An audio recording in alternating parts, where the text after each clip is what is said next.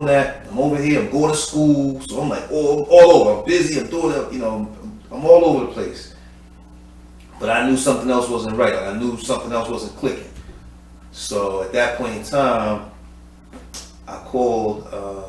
I called the line, and they plugged me into a counselor, and his name was David. I believe his name was David. I don't remember his last name. And I could be wrong about the first name, but I'm about 85% sure his name was Dave. I believe. It was an older white man. And I went to him and I kind of listened. He was like, yeah. I remember that because I missed an appointment and he called the house. So nobody ever knew I was in counseling. Not my parents, not nobody. It was just, when you run around, you doing this and the third. In our community, it's like a thing. Like you can go to the doctor for a broken leg, split lip, if you got the flu, fucking AIDS, whatever. You can go to the doctor for everything. If you got a virus, people getting penicillin shot up in their ass and whatever. If you catch the bug, if you catch syphilis, whatever, we will go to the doctor for everything. Mental health is something that is completely and absolutely frowned upon in our community. So I went in secret, so it's like you dealing with the mental health part and then you trying to hide it at the same time. So you dealing with that.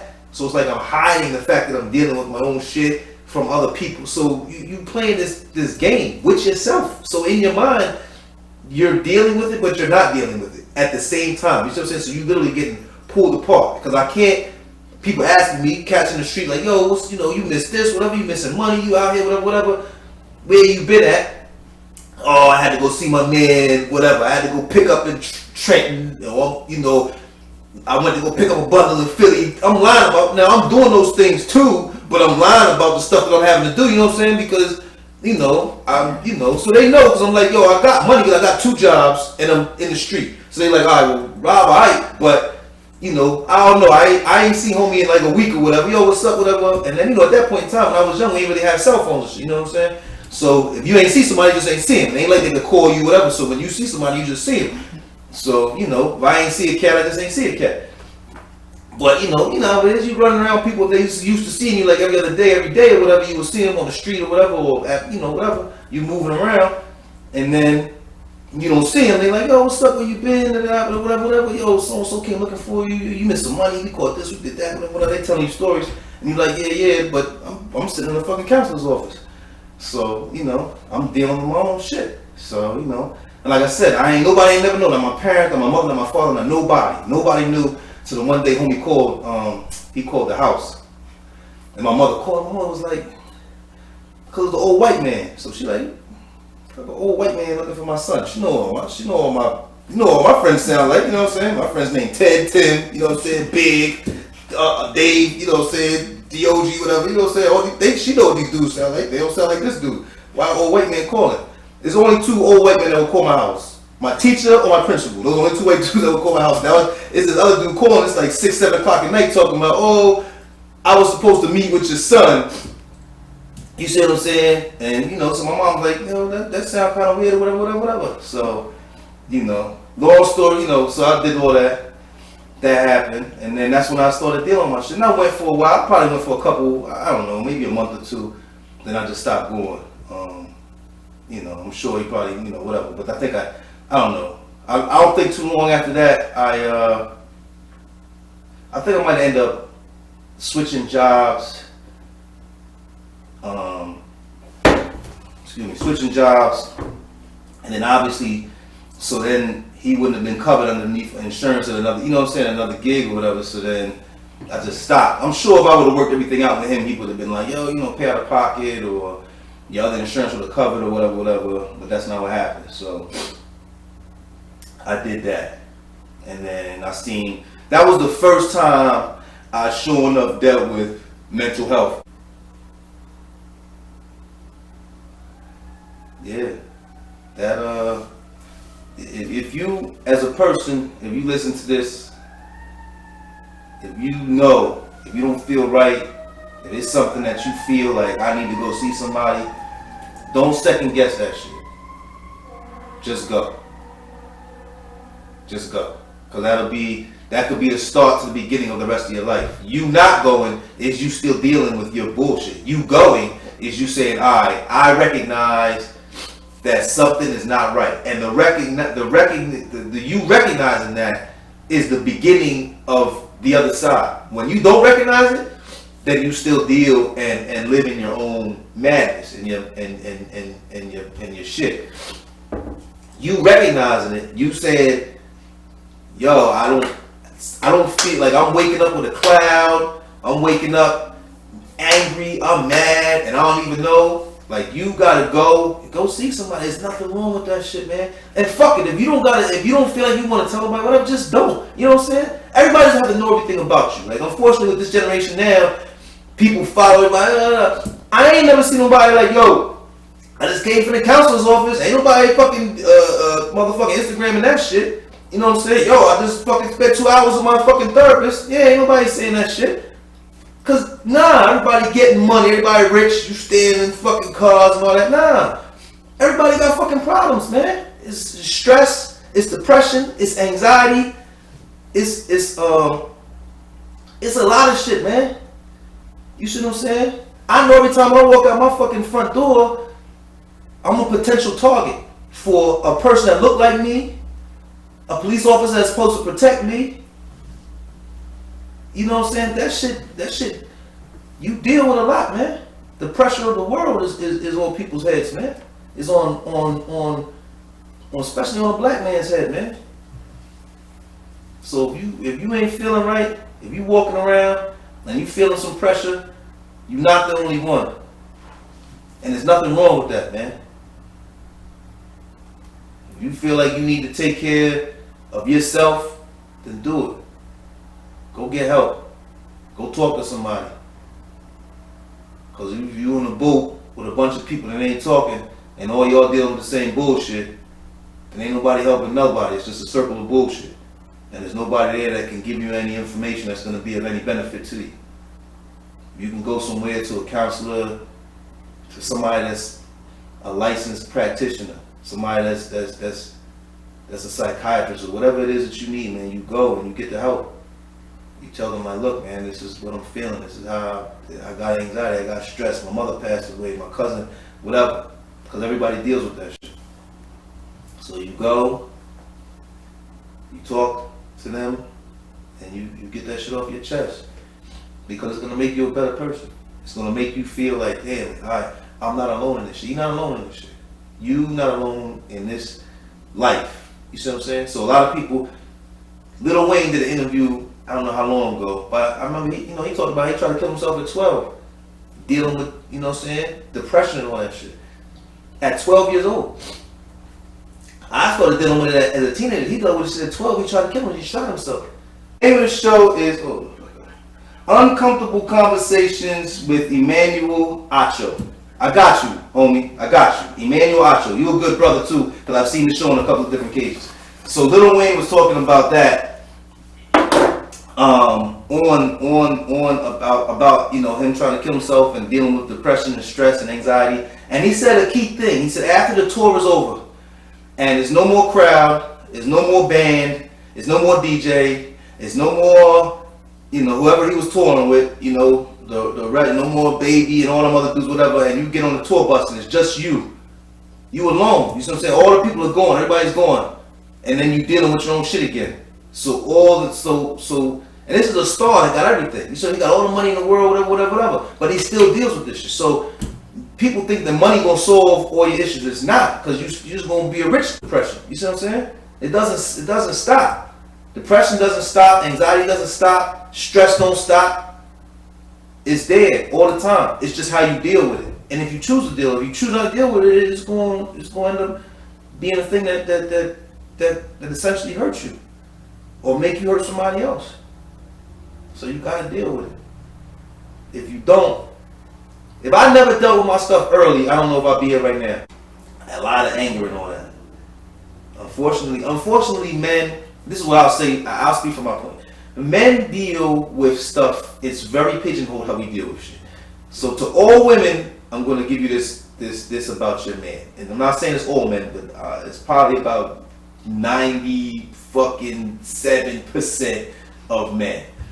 Anybody that's just, to me, what I consider just a regular dude. We deal in most shit with anger. So if we are hurt, we are mad that we're hurt. If we are upset, we are mad that we're upset. If we are depressed, we are mad that we're depressed. Anything that doesn't feel regular to us, it makes us upset, it makes us angry. So we deal in most of our shit angry. That's why so many brothers in jail, so many brothers that get, and must, hurt on the street. You see what I'm saying? Because we deal in anger about everything. So my mother passed away, but I'm mad. As opposed to just being hurt and dealing with it. Nah, I'm mad because I can't see my mother no more. I'm mad because I can't have a conversation with my mother. I'm mad because I can't, shit I'm dealing with, I can't. That was my one person I used to be able to talk to. So I'm mad. So when you mad, you take it out. It's called displaced anger. So I'm mad, but I'm taking it out on everybody else. So a lot of times when you deal with your feelings or not deal with your feelings, and you try to, process what you're going through, then you hurt the ones you love.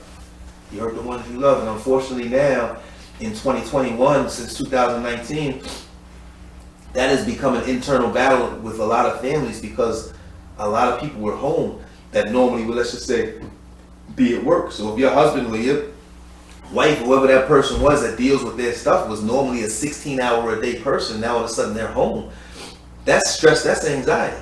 And if that person is a brutal person, or if that person is an abusive person, then now you are forced to deal with that, where you may have only dealt with it a little bit. Now you're dealing with it a whole lot because they're no longer at work.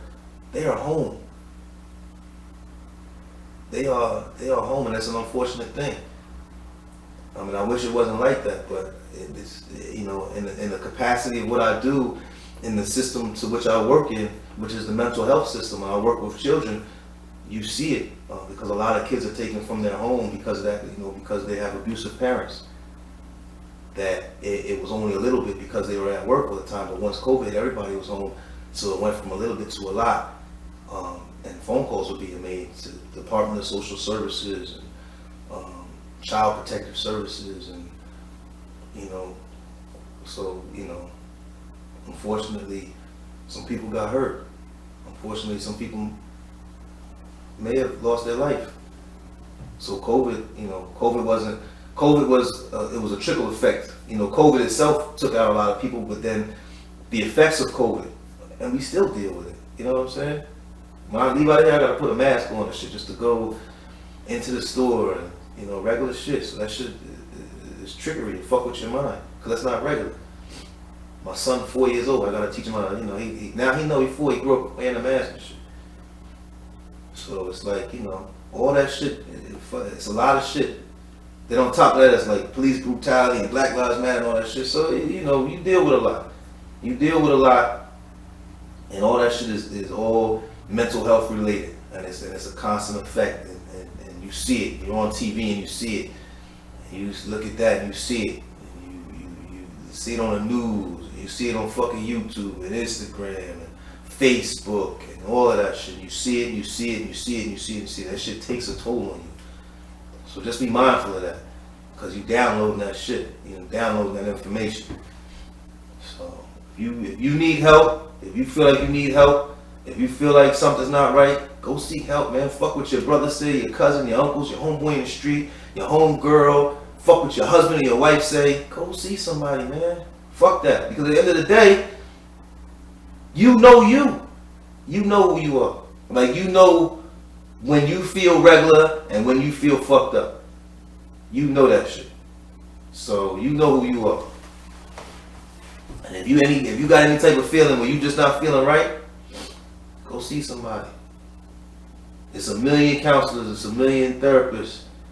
And I'll, as this keeps going on, I will have plugs and I will have information for you, people you can see, and numbers and Instagram and all that shit. But like I said, I just wanted everybody to know you're not alone in this. This is something that is heartfelt. Like I'm speaking from the heart. This is heartfelt shit. So mental health is a serious thing, and I've always wanted to do this. So hopefully I will be able to latch on and attach myself to a lot of people, so we can kind of get through all this shit together. because everybody deals with it. Stars, you know what I'm saying? I follow people, so I know. You know what I'm saying? I can name off a rack of stars that dealt with this shit. You know what I'm saying? Because I've out of all the shit they said in the interview, that's the shit that I deal with. You know what I'm saying? I know Fat Joe that went through this shit. He talked about depression. Brandon Marshall, you know, all these dudes I fuck with too. I'm a fan of everybody that I mentioned. I'm a fan of. You see what I'm saying? I know even Noriega talked about it when his father passed away. Nas talked about it when his mother passed away. You see what I'm saying? Everybody, all them people, man. I can just name, those are people that just came off the top of my head that I can just think of because I'm fans of theirs and I watch their shows. You know what I'm saying?